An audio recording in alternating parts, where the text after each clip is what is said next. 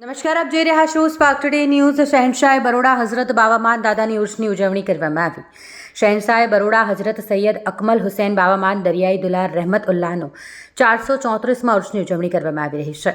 વડોદરા શહેરના પાણીગેટ વિસ્તારમાં આવેલ બાવામાનપુરામાંથી દરગાહ શરીફનું સંદલ શરીફ કાઢવામાં આવ્યું।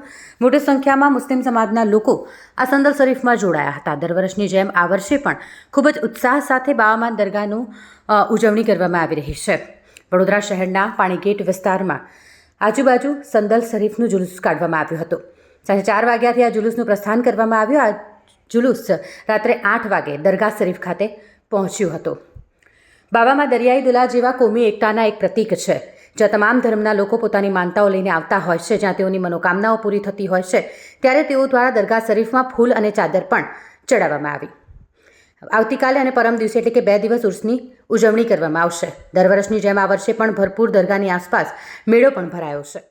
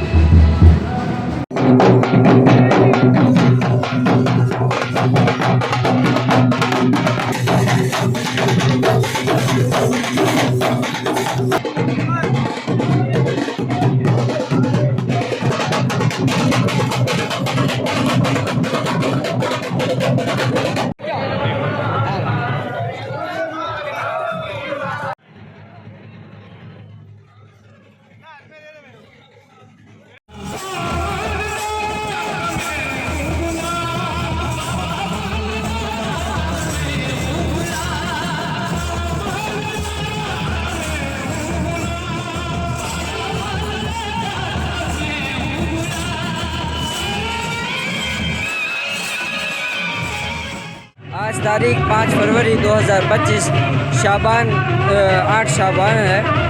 आज सरकार सैयद अकमल हुसैन उर्फ बावामान दरियाई दूल्हा का 434वां उर्स मुबारक मनाया जा रहा है। तो आप देख ही सकते हो कि तमाम ज़ाहिरीन यहाँ पर अपने दिल के अरमान लेकर यहाँ पर हाजिर है सरकार बावामान की बारगाह में। और अल्हम्दुलिल्लाह आज सरकार बावामान दादा का संदल शरीफ था और अब संदल शरीफ आस्थाने पर पहुँचना आया है। शहर में गश्त करता हुआ अब आस्थाने पर पहुँचा है और अब सरकार की बारगाह में संदल पेश किया जाएगा।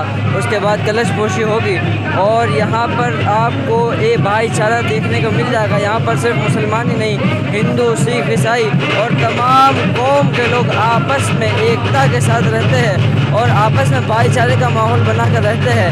यहाँ पर कोई छोटा बड़ा ज़्यादा देखा नहीं जाता। यहाँ पर जो भी है सब बावामान का गुलाम है।